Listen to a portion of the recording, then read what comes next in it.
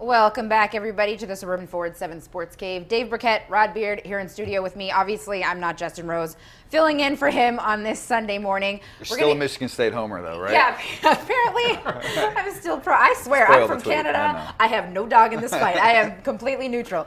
Anyway, we just listened to Phil Steele. We've talked Lions, Tigers. Now it's time to hear what you guys have to say or some questions you might want answered and ask the analyst. We're going to go to Mike Foss, our producer, in the control room. Mike, what you got for us? Hey, very good morning to you, Kacie. Yeah, with Lions training camp starting up and with the trade deadline approaching, plenty of Lions and Tigers chatter on Twitter this morning, so we'll go ahead and jump right into it. We'll start with Roger talking about the Tigers, saying that he thinks the Tigers should stand pat. They're so close to getting in via the wild card, especially with the return of J.D. Martinez and Jordan Zimmerman on the horizon.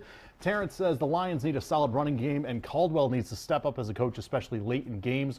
Jordan says the Lions are who we think they are, 8-8 and not great. And Lionel, with I guess the $1 million question at this point, is Matthew Stafford ever going to win a playoff game with the Lions? Guys?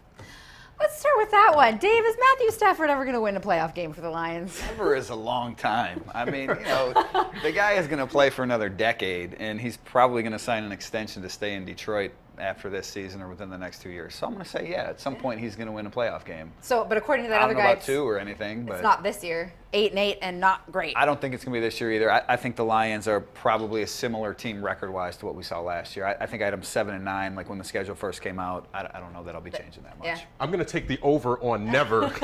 Say at least one. I mean, the sun shines on everybody one time, and I think the Lions will get there.